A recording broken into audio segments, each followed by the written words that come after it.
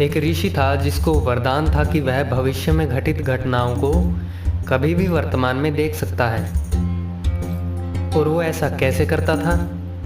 केवल अपनी इंद्रियों को वश में करके। तो उसने आने वाले कल के बारे में जानने के लिए ध्यानमग्न होकर बैठ गया और उसने देखा कि आने वाले कल में एक व्यक्ति आएगा उस ऋषि से मिलने, ताकि वह भी इंद्रियों को वश में करके भविष्य के बारे में जान सके।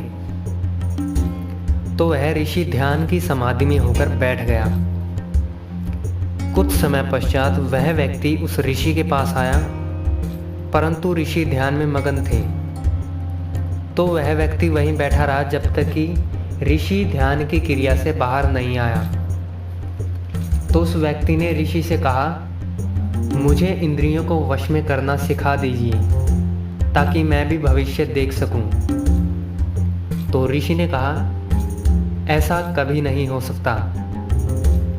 तो वह व्यक्ति ऋषि के सामने गड़गड़ाने लगा, उनके सामने हाथ जोड़कर खड़ा हो गया। तो ऋषि ने कहा, मैं तुम्हें इंद्रियों को वश में करना सिखा दूंगा, परंतु उससे पहले तुम्हें मुझे वश में करना होगा। अगर तुमने मुझे वश में कर लिया तो मैं तुम्हें भविष्य को जानने की सभी क्रियाएं सिखा दूंगा। तो उस व्यक्ति ने कहा, ठीक है। तो वह पहाड़ों में कहीं वश में करने की क्रियाएं सीखने के लिए गया। तो उन पहाड़ों में एक और ऋषि थे। ऋषि ने पूछा, तुम यहाँ क्या करने आए हो?